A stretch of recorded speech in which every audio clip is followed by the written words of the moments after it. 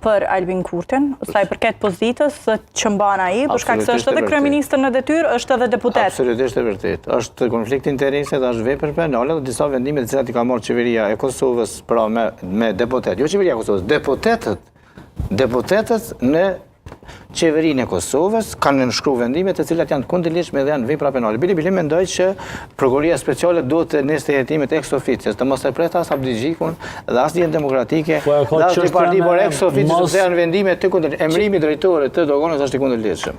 Është këshillëdërmi autoritetit zyrtar në 414. Albin Kurti nuk ka pasur mandat që ta nënshkruajë një emrim të tillë. Prandaj ka shkelur kodin penal në 414.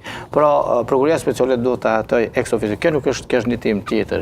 Tema kryesore është që partia që i fiton zgjedhjet, ju po e dhëni këtë mision, po më jepni fjalën mua, po jepni fjalën zotit Halimi dhe po mos ishit ju dhënë, nuk do mund ta merrni misionin.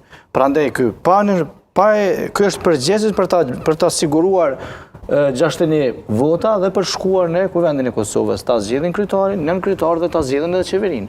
Prandaj ndoshta ky numri 61 i cili nuk ofron stabilitet, atë stabilitetin që ndoshta i duhet. Është shumica e thjesht, mund të ndërtohet një qeveri me 61 numra, nuk është problem. Mund të ndërtohet edhe Kuvendi dhe t'ia nisë qeveria. Sa është stabile, a mund të rrëzohet pas 2 javë, pas 3 javë? Është shantazhuese o diçka tjetër? Por institucionet do të Zoti Kurti ka pas marrëveshje në opinion dhe për njerëzve të saktë e di one informacione se ju ka premtu zotit Lima të nismës pozita e krye parlamentarët. Kjo është punë e kryer bile dhe pse punë e kryer derisa po e propozon Albin Kurti për krye parlamentare. Tani kur ka pas përçame të mbrëmshme, jo rastisht edhe zoti Konjuc.